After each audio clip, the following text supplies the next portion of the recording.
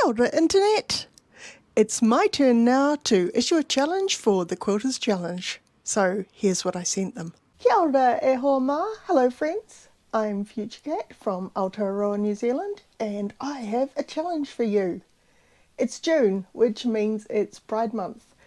And that's a pretty important time of year for me because I'm a trans non-binary person. I also really like working with scraps. So my challenge to you is to create a scrappy rainbow. Have fun, and I'm really looking forward to seeing what you create.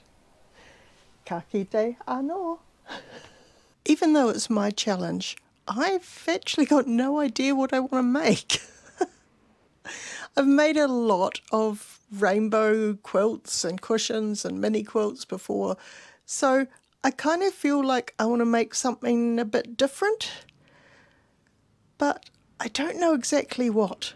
So this seems like a really good time to just go and stare at some fabric until I feel inspired.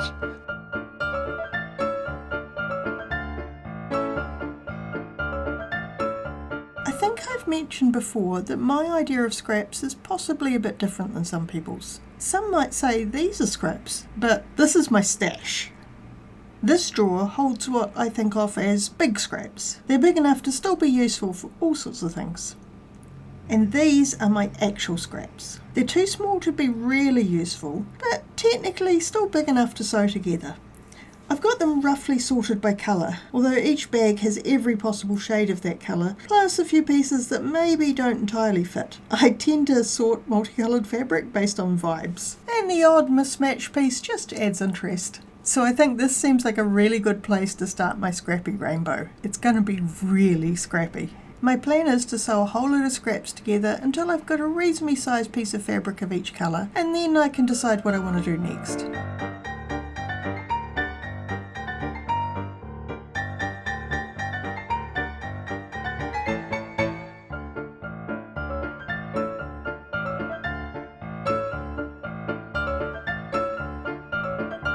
Okay, I've made 6 pieces of fabric now, and I've been thinking about how I can use them. I think what I want to do is to make a big hexagon. You can put 6 equilateral triangles together to form a hexagon. So I can use my 60-degree ruler to cut a triangle from each fabric and then sew them together.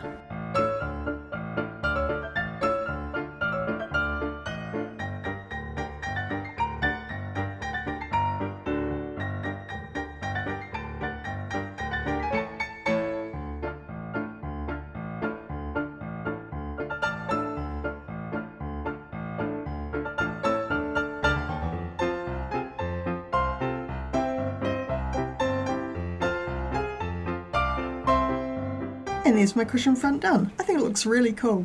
All those little seams mean that it's probably not going to be very strong because the seams could burst quite easily. So I'm going to quilt it with an all over meander, just try and capture as many of the scraps as possible and to give the whole thing a bit of reinforcement.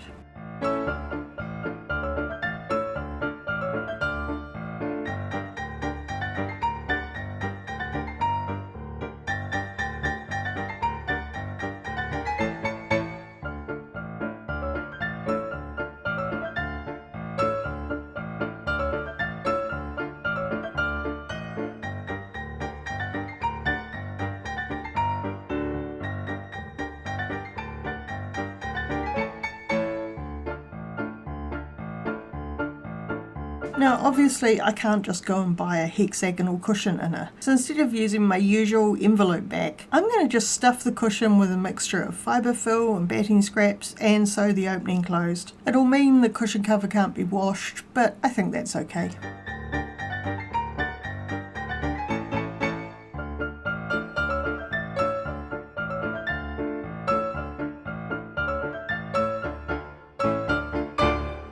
Well, that turned out even better than I expected.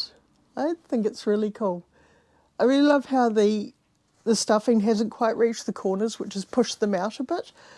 And it's made it look kind of like a starfish, like one of those little biscuit stars. I could say I did it intentionally. No one would know. You won't tell anyone, will you, that's just an accident? The wrong colours in the segments don't really matter because they don't stand out, they just add a bit of interest And they actually kind of make the distinction between the colours a little bit vaguer, so you get more of that spectrum effect. I really like it anyway. Now, don't forget to check out all of the other channels who are participating in the challenge. You'll find the list down in the description below with links to everyone's channels. So go and check out what they've made in response to my Scrappy Rainbow Challenge. And let me know if you're taking part in the challenge. What kind of scrappy rainbow are you going to make? Don't forget to do all those nice internety things like liking and subscribing and leave a comment, and I will see you next time. Ka kite anō, Internet.